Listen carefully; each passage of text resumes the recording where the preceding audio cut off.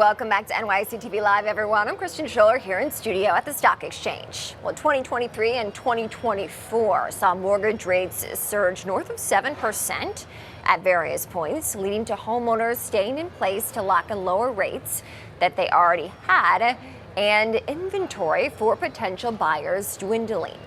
Well, last week, the National Association of Realtors released its 2025 forecast, and in addition to expecting rates to stabilize at 6%, the NAR is projecting there will be 4.5 million existing home sales and nearly 1.5 million housing starts in 2025.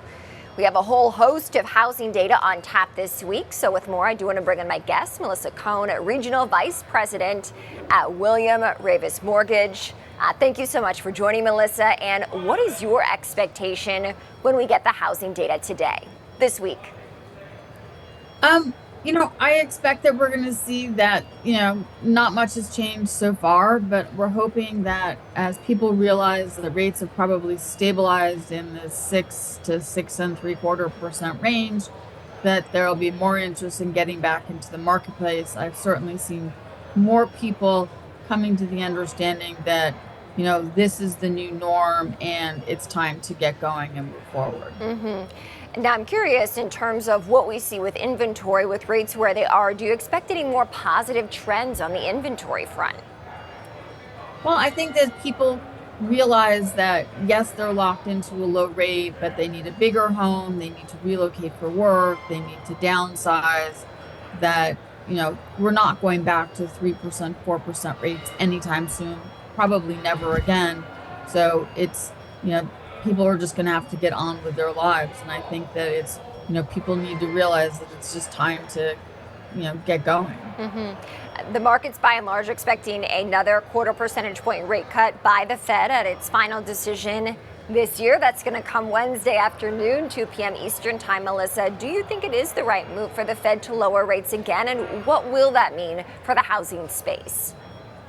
Well, mortgage rates are not tied to the Fed funds rate. I think that, what the Fed's final decision will probably be based in part with what they see with retail sales tomorrow.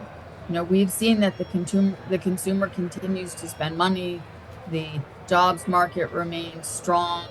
And, the Fed cutting, I don't think that it's going to move rates one way or the other. I think what will potentially move rates is what Mr. Powell has to say about expectations for 2025. And what are your expectations for 2025 that we might hear from Powell Wednesday afternoon?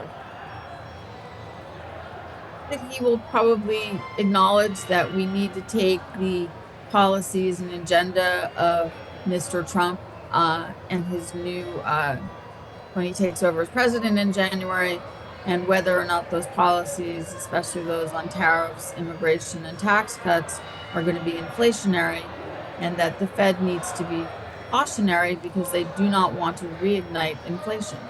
So future rate cuts may be, put to the side until we see what happens with the incoming administration. And in terms of the jobs market, Melissa, we'd seen a bit of a softening of late. Of course, October was an outlier. We had worker strikes and several major hurricanes as well. Those numbers were revised higher when we got the report early December. But in terms of the trend of the jobs market, as consumers continue to spend, are you optimistic that jobs growth will be healthy in the new year? I mean, I don't see anything that's changing it, and the fact that, Mr. Trump is so pro-business that hopefully that means pro-hiring and will keep the employment sector strong. I don't see anything really changing. There's been no, sort of negative currents that are going on that could totally slow things down dramatically. It's interesting. South Florida saw a lot of demand, of course, during the pandemic as people left the Northeast cities, including New York, for instance. Are you still seeing a high demand across that region now? Activity, obviously we're here and, the holiday season has calmed down as we head into Christmas, Hanukkah, New Year's. But the marketplace has been decently strong in Florida. I continue to see activity, on both sides of the state. And in terms of what else might be on the horizon, Melissa, what is on your radar as we approach the end of the year? It's going to be a wait and see to see what happens with Trump and how quickly he can get his policies into effect and to what degree they will be enacted.